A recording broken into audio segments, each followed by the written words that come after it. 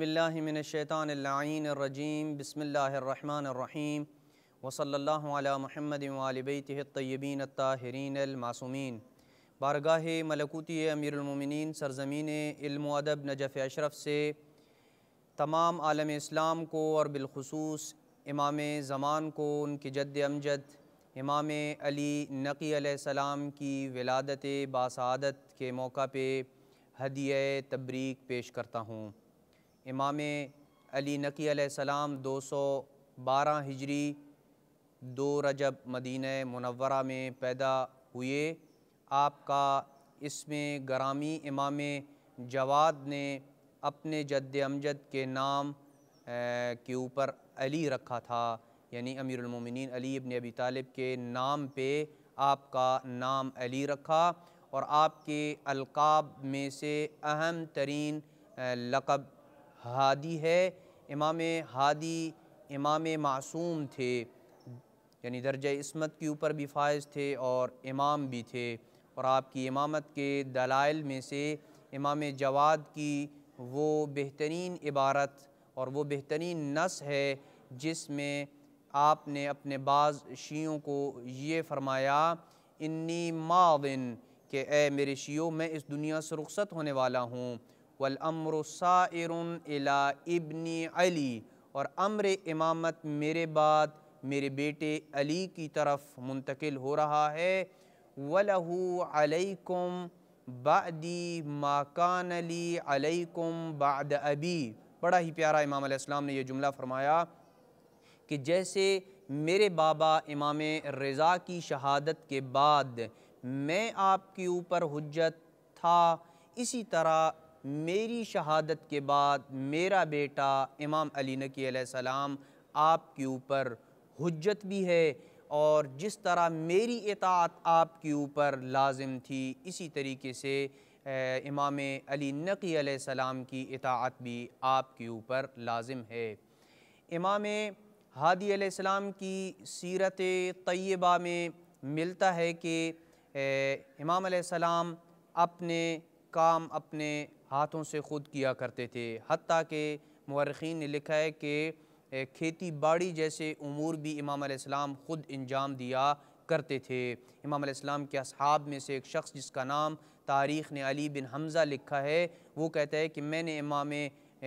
ہادی امام علی نقی علیہ السلام کو کاشتکاری کرتے ہوئے دیکھا، جبکہ آپ کے قدمہائے مبارک سے پسینہ ٹپک رہا تھا۔ علی بن حمزہ کہتا ہے کہ میں امام کے قریب آیا اور میں نے کہا، مولا آپ کے خادم کہاں ہیں جو آپ خود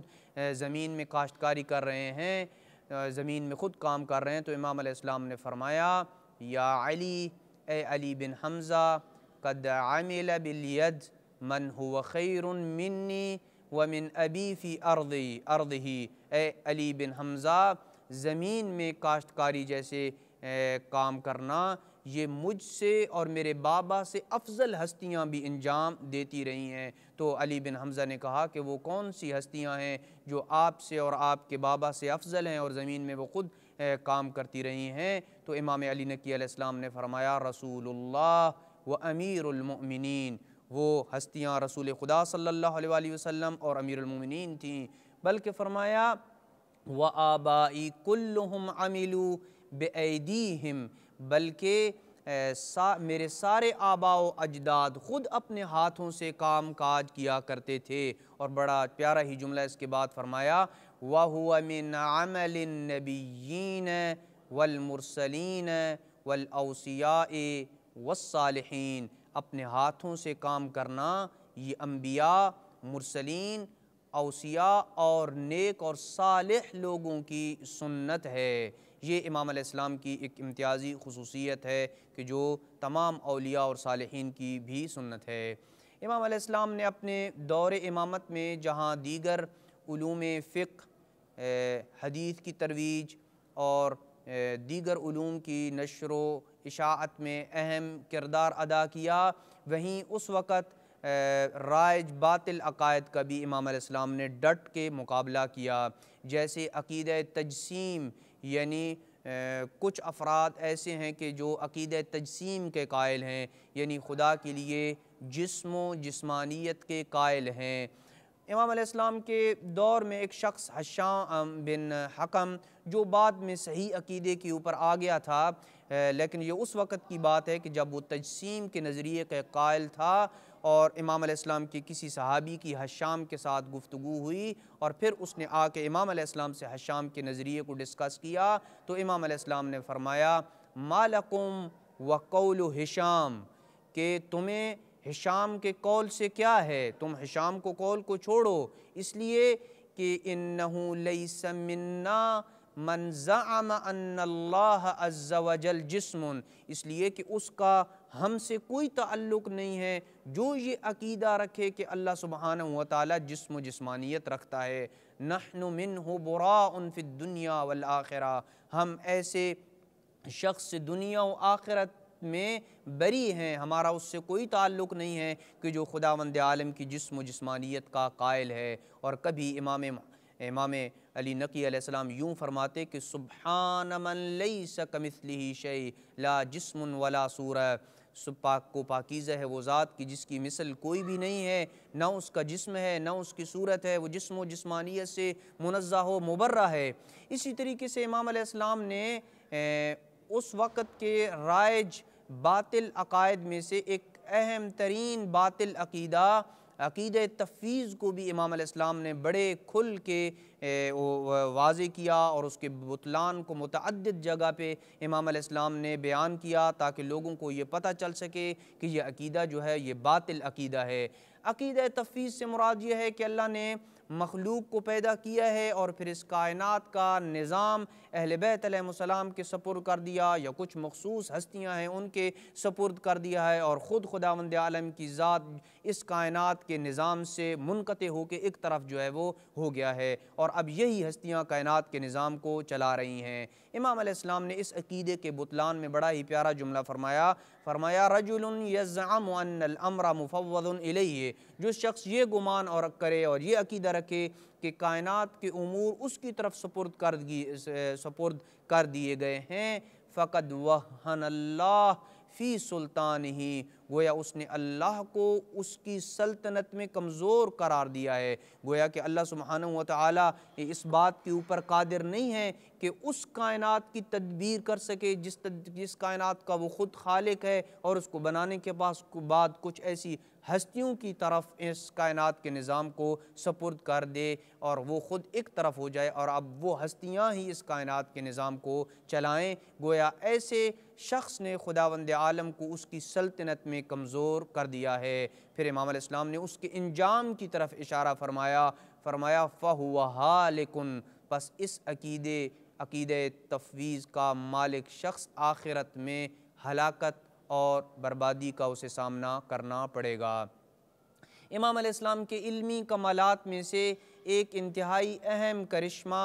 زیارت جامعہ ہے، جس کے متعلق علامہ مجلسی نے بحار الانوار میں یہ لکھا ہے کہ زیارت جامعہ اپنی سند کے اعتبار سے تمام زیارات سے معتبر زیارت ہے، اور معانی کے اعتبار سے گہرے ترین مطالب کو اپنے اندر سموئے ہوئے ہے، اور اس کے الفاظ میں فصاحت و بلاغت چھلک رہی ہے، اور یہ زیارت اپنی شان و منزلت کے اعتبار سے بلند مقام کے اوپر فائز ہے۔ امام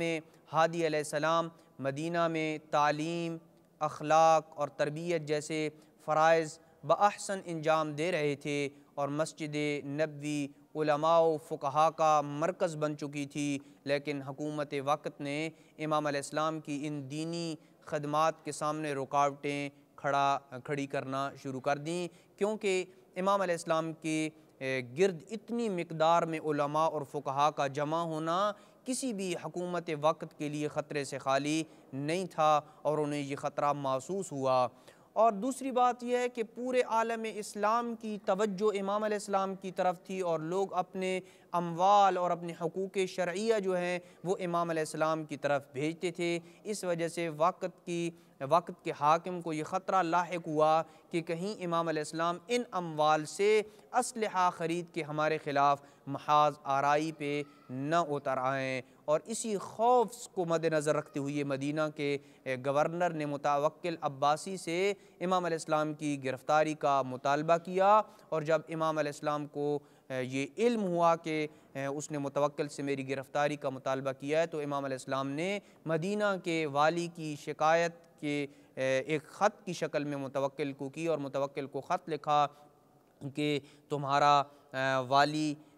میرے متعلق یہ نظریات رکھتا ہے، جبکہ میں حکومت وقت کے خلاف کسی قسم کی بغاوت اور سرکشی کا کوئی ارادہ نہیں رکھتا ہوں، جس کے جواب میں متوکل عباسی نے مدینہ کے والی اور گورنر کو معزول کر دیا تھا، اور امام نقی علیہ السلام کو سامرہ بلایا، اور البتہ امام علیہ السلام کو زبردستی اس نے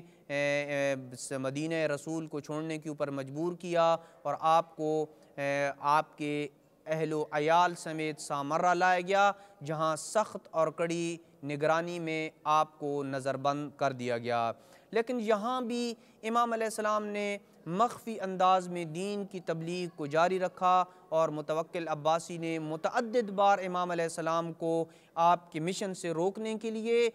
آپ کے قتل کی سازش کی اور کوشش کی، لیکن وہ اس میں کامیاب نہ ہو سکا۔ بالآخر امام علیہ السلام کو جیل میں ڈال دیا گیا،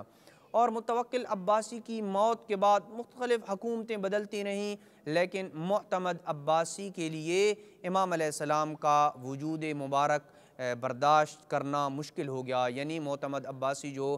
بنو عباس کے خلفاء میں سے ایک خلیفہ ہے، اس وقت معتمد عباسی کے اوپر امام علیہ السلام کے وجود کو اور امام علیہ السلام کے فضائل اور امام علیہ السلام کے کمالات اور پوری امت اسلامیہ کا امام علیہ السلام کی طرف متوجہ ہونا، یہ سب کچھ مشکل ہو چکا تھا معتمد عباسی کے لیے اس کو برداشت کرنا، اس لیے کہ ہر طرف امام علیہ السلام کے فضائل اور کمالات کا چرچا ہونے لگا تھا۔ اسی وجہ سے اس ملعون نے امام علیہ السلام کو زہر دیا، اور آپ امام علی نقی علیہ السلام اس زہر کے اثر سے شہید ہو گئے۔ دعا ہے کہ خداوند عالم کی ذات ہمیں امام علی نقی علیہ السلام کی شفاعت سے محروم نہ فرمائے، اور امام علیہ السلام کی شفاعت نصیب فرمائے۔ وصلی اللہ علی محمد وآل بیتہ الطیبین الطاہرین المعصومین۔